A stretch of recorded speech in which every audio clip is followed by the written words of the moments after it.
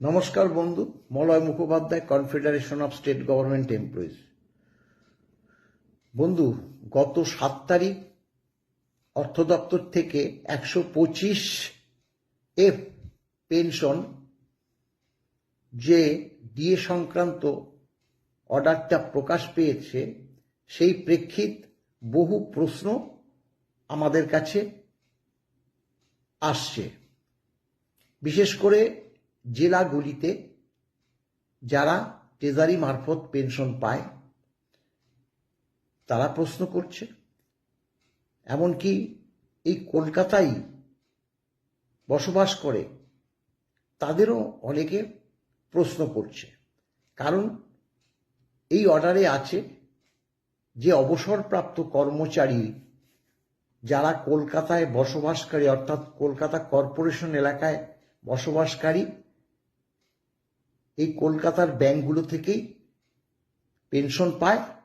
স্বাভাবিকভাবে পেনশন পেলে সেখানেই বকেয়াটা ঢুকবে।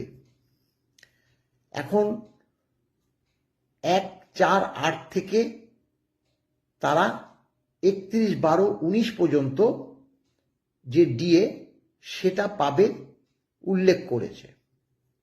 সেক্ষেত্রে এই কলকাতায় বাস করে, কলকাতার ব্যাংক থেকেই পেনশন পায়, তারা অনেকে প্রশ্ন করছে, তাহলে আমরা কেন 1/4/8 থেকে একদম 31/12/2019 পর্যন্ত পাবো না? বাস্তবটা একটু বুঝতে হবে। এই যে যারা কেএমসি এলাকায় বাস করে তারা একটি পয়সাও তারা পেনশন পায়নি, মাফ করবেন, বকেয়া ডিএ পায়নি। সেই পরিপ্রেক্ষিতে সরকার বলেছে একদম 1/4/8 থেকে 31/12/19 পর্যন্ত ক্যালকুলেশন করে তার অর্ধেক তাদেরকে এখন দিয়ে দেবে। ক্যালকুলেশন যেভাবে হচ্ছে সেটা তো আমরা জানি, সেই ব্যাপারে বিস্তারিত ব্যাখ্যায় আমরা যাচ্ছি না, সেটা পরবর্তীকালে আমরা ঠিক বুঝে নেব।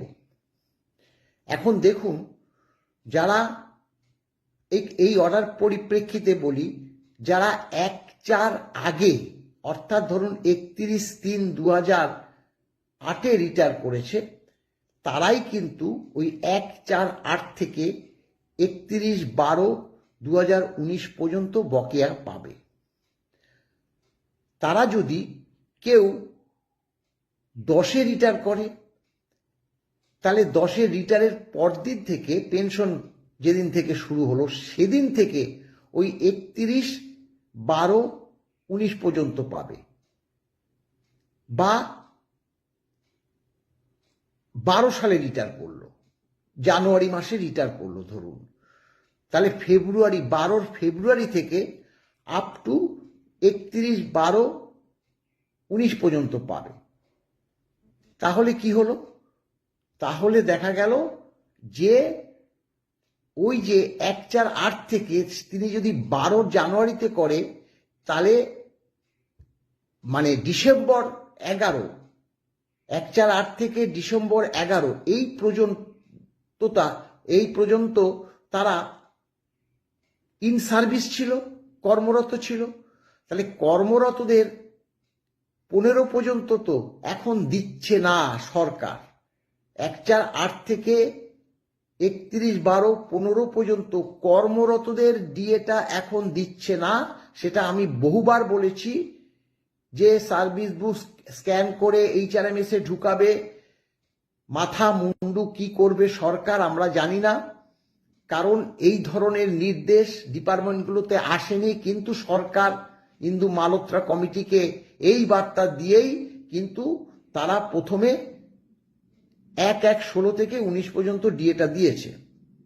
এখনো কিন্তু স্ক্যান, কোনো জায়গায় স্ক্যান হয়েছে, কোনো জায়গায় স্ক্যান হয়নি, কোনো জায়গায় সার্ভিস বুক পাওয়া যাচ্ছে না। কিন্তু সরকার বলছে 1/4/8 থেকে 31/12/15 পর্যন্ত এই পর্যন্ত ডিএটা পরবর্তী ফেজে দেবে। কিন্তু 1/4/8 থেকে যারা রিটায়ার করেছে, রিটায়ার করলে তো তাদের যে পেনশন বেসিক সেটা তো আর পরিবর্তন হয় না, 1/4/8-এও যা ছিল 31/12/19-এও তাই আছে। তাই এই যে অর্ডারটা, এই অর্ডারটা যারা 1/4/8-এর আগে রিটায়ার করেছে তারা সম্পূর্ণ ডিএটা পাবে, বকেয়া ডিএটা পাবে। তারপরে যদি করে সেই মাসগুলো সেই বছরগুলো বাদ দিয়ে পাবে, একদম পরিষ্কার হিসেব। এখন এই যে 50% কথা বলেছে জেলাগুলোতে, বলছে তাহলে ওরা যদি পুরো ডিএর 50% পায় তাহলে কি আমরাও পাবো? কেন পাবে? জেলাগুলোর তো ট্রেজারি থেকে পেনশন হয়, বকেয়াও ট্রেজারিগুলো দিয়ে দিয়েছে। প্রথমে কি দিয়েছিল? ট্রেজারিগুলোতে প্রথমে দিয়েছিল 1/1/16 থেকে 31/12/19 পর্যন্ত, সবাই পেয়ে গেছে। তারপরে 29শে মে 2026 অচানক জেলাগুলিতে যারা অবসর নিয়েছে সেই ধরনের কর্মচারীদের ডিএটা দিয়ে দিয়েছে, বকেয়া ডিএটা দিয়ে দিয়েছে, অবসর নিয়েছে। অর্থাৎ 1/4/8 থেকে 31/12/15 পর্যন্ত একদম অবসর যারা নিয়েছে, বা 3 মাস পরে নিয়েছে ওইখান থেকে দিয়েছে, বা 1 বছর পরে অবসর নিয়েছে সেখান থেকে দিয়েছে। অর্থাৎ ইন সার্ভিস যারা ছিল যেই সময়টুকু, সেই সময়টুকু এখনো কাউকে ডিএ, বকেয়া ডিএ হিসাব করে দেওয়া হয়নি। ইন সার্ভিস, তাহলে ইন সার্ভিস দেওয়া হয়নি। এই অর্ডার দুটোর মানে এই যে সম্প্রতি যে অর্ডারটা বেরিয়েছে সেই পরিপ্রেক্ষিতেও ইন সার্ভিসদের দেওয়া হয়নি বা হবে না। আবার এই যে জেলাগুলিতে যে 29 তারিখ যে অর্ডার বেরিয়েছে সেক্ষেত্রেও কিন্তু ওই ইন সার্ভিস বাদ দিয়ে পুরো ডিএটা দিয়ে দিয়েছে। এবার অনেকে কলকাতায় থাকে, তারা বলল আমরা তো একটা ডিএ পেয়েছি কলকাতার ব্যাংকেই। হ্যাঁ পেয়েছে তো, সেটা কারা পেয়েছে? ধরুন তিনি 20 সালে রিটায়ার করেছে, 20 সালে রিটায়ার করেছে, যেহেতু প্রথমে বলেছে HRMS এ আছে, HRMS এ 1/1/16 থেকে 31/12/19 ধরা আছে, তাহলে 20-তে যারা করেছে তাদের তো 16 সালে তো HRMS এ ধরা আছে বলে ওই পোর্শনটুকু দিয়ে দিয়েছে। 16 থেকে 19 ইন সার্ভিস হোক বা অবসরপ্রাপ্ত হোক, তারা সকলেই পেয়েছেন। কিন্তু 1/4/8 থেকে 31/12/15 পর্যন্ত যারা অবসর নিয়েছে তারাই পেয়েছে। ইন সার্ভিস যারা ছিল তারা পায়নি, তারা পরে পাবে। অর্থাৎ মূল কথা হলো যারা 1/4/8 থেকে 31/12/19 পর্যন্ত এই পুরো পিরিয়ডটা অবসরকালীন পেনশন পেয়েছে তারা সরকারি হিসেব মতো সম্পূর্ণ ডিএ পেয়ে গেছে, সরকারি হিসেব মতো সম্পূর্ণ ডিএ পেয়ে গেছে। তারা কিন্তু আর বলবেন না যে আমি আবারও 50% পাবো কিনা। তারা 50% কেন, তারা এখন আপাতত আর কোনো ডিএ পাবে না। কারা তাহলে ডিএ পাবে? ওই তার মধ্যে 1/4/8 করেনি, 9 করেছে, তাহলে ওই 1 বছর পাবে। 10 করেছে, ওই 2 বছর পাবে। সেটাই ইন সার্ভিস ছিল আগের বছরগুলো, তারা পাবে। এই মূল কথা 15 পর্যন্ত ইন সার্ভিস যারা যারা যেখানে ছিল তারা পাবে না। আর 16 থেকে 19 ইন সার্ভিস এবং অবসরপ্রাপ্ত দুটো ক্ষেত্রেই দিয়ে দেওয়া হয়েছে। কেন না, সেটা HRMS এ ধরা ছিল বলে। তাহলে জেলাগুলো থেকে যারা 1/4/8 থেকে পেনশন শুরু হয়ে গেছে তারা পুরোটা পেয়ে গেছে। যেই পরিপ্রেক্ষিতে এই যে গত 7 তারিখ অর্ডারটা বেরোলো, KMC এলাকায় যে অবসরপ্রাপ্ত কর্মচারী সমাজ রয়েছে তারা যদি 1/4/8 থেকে পেনশন পেতে শুরু করে এবং 31/12/19 পর্যন্ত পুরো পিরিয়ডটা তারা বকেয়া ডিএটা পেয়ে যাবে, যেটা কিন্তু জেলাতেও হয়েছে। আবার তাদের মধ্যে থেকেই বলছি, আবারও একবার বলছি, এই কলকাতা কর্পোরেশন এলাকায় থাকছে তারা এতদিন তো একটা পয়সাও পায়নি, তারা 14 সালে রিটায়ার করেছে। তাহলে 14 সাল পর্যন্ত তারা কিন্তু এখন পাবে না, তারা 14 সাল পরবর্তী 19 পর্যন্ত তারা পাবে। এই হচ্ছে মূল কথা। আমি আবারও একটা পরিষ্কার বলে দিই, এটাই মানে শেষ, বুঝতে আপনাদের পক্ষে খুব সুবিধা হবে যে যতদিন আপনারা 15 পর্যন্ত 1/4/8 থেকে 15 পর্যন্ত যেখানে রিটায়ার করেছেন সেটা পেয়ে গেছেন, আপনারা দেখবেন সেটা পেয়ে গেছেন।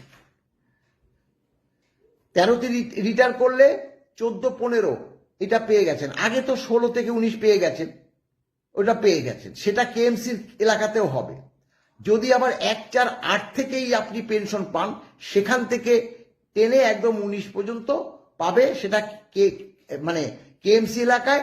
আর যারা জেলাতে ছিলেন ট্রেজারি থেকে, তাদের তো আগে ওটা পেয়েই গেছে। তার জন্য তাদের যে ওই যে 29 তারিখ যে অর্ডারটা বেরিয়েছিল 29/5-এ, সেখানে কিন্তু তারা ওই 1/4/8 থেকে 15 পর্যন্ত তারা পেয়ে গেছেন, অবশ্যই পেয়েছেন। কম হোক বেশি হোক সেটা পরের কথা, পেয়ে গেছেন। বিভ্রান্ত হওয়ার কোনো কারণ নেই। আমরা তো এই দিকে নজর রাখছি।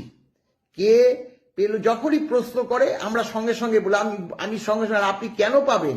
1/4/8 থেকে আপনি কবে রিটায়ার করেছেন? বললো না আমি 9-এ রিটায়ার করেছি। তাহলে 9-এ যদি রিটায়ার করেন, তাহলে আপনার 1/4/8 থেকে 9-এ যে মাসে রিটায়ারটা করলেন সেই পর্যন্ত তো আপনি কর্মরত ছিলেন। কর্মরতদের তো 15 পর্যন্ত দেওয়া হচ্ছে না, কারণ তাদের HRMS এ ধরা নেই বলে, সেটা পরে দেবে। তাহলে ওই পরবর্তীটা পেয়েছেন, দেখুন গিয়ে হিসাব করে পরবর্তীটা পেয়েছেন। এই হচ্ছে মূল কথা, বুঝতে কোনো অসুবিধা হওয়ার কথা নয়। আরো যেটা বলি, যে সরকার যেভাবে হিসাব করেছে, এটা আমাদের আরো বড় লড়াইয়ে হয়তো যেতে হবে। কারণ আপনারা যে ডিএটা পাচ্ছেন অর্ধেকেরও কম 605 পয়েন্টে ক্যালকুলেশন করেছে, যার জন্য ডিএ শূন্য হয়ে গেছে, মাইনাস হয়ে গেছে। ভাবা যায়? আমরা তো বার করেছি সেগুলো। এখন সেটা দেব না, কারণ এগুলো সর্বোচ্চ আদালত এবং ইন্দু মালহোত্রা কমিটিকে আমরা পাঠিয়েছি। আগে আদালত সেটা বিচার করবে, আমাদের সওয়াল জবাবের মাধ্যমে তুলে ধরা হবে, তারপরে আদালত কি বলে সেটা পর্যন্ত আমাদের অপেক্ষা করতে হবে। কারণ আদালত, সর্বোচ্চ আদালত পরিষ্কার বলে দিয়েছে যে all India consumer price index অনুসারে ডিএটা দিতে হবে। আপনি ভাবুন, একটা কথা বলছি, যে 1/4/8-এ আমাদের DA 2%, all India consumer price index হচ্ছে 12%, তাহলে আমরা 10% পাবো। সরকার বলছে না 2%ই হয়েছে, অর্থাৎ 10% একদম টোটালি মেরে দিয়েছে সরকার। এবং যে যায় লঙ্কায় সেই হয় রাবণ, বলছি তো।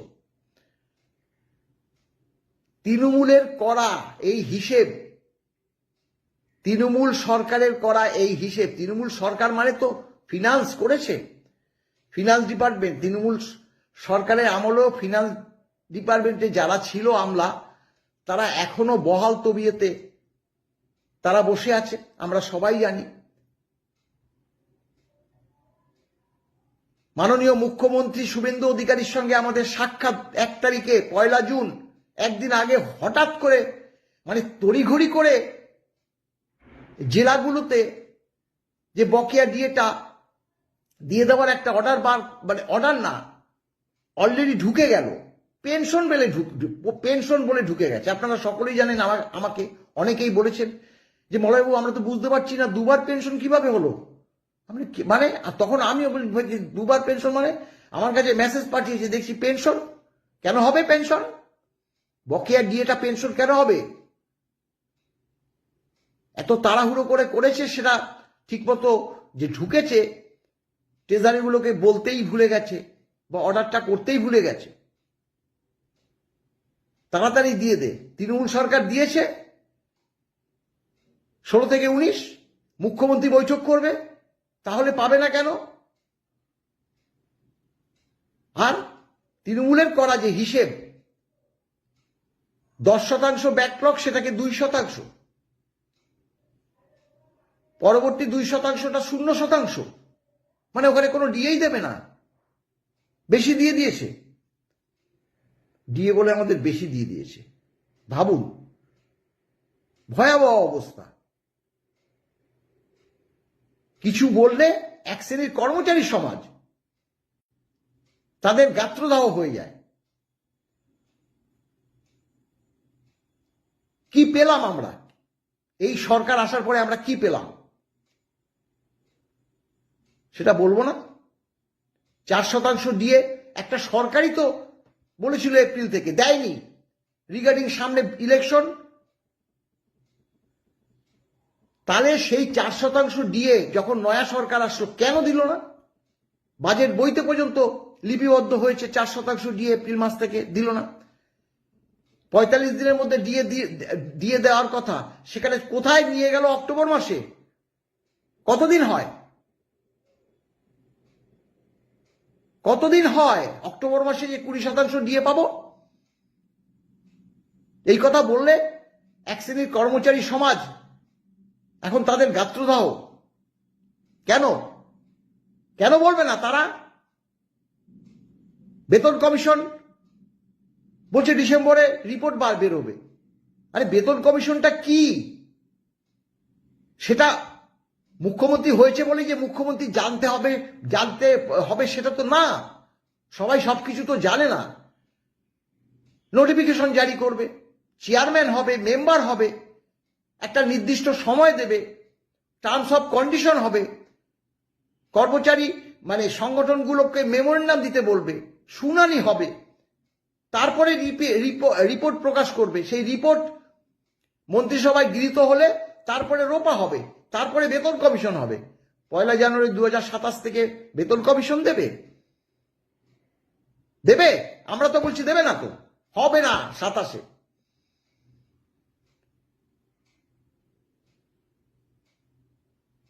কবে বেতন কমিশন শুরু হবে আমরা জানি না, পরিষ্কার কথা।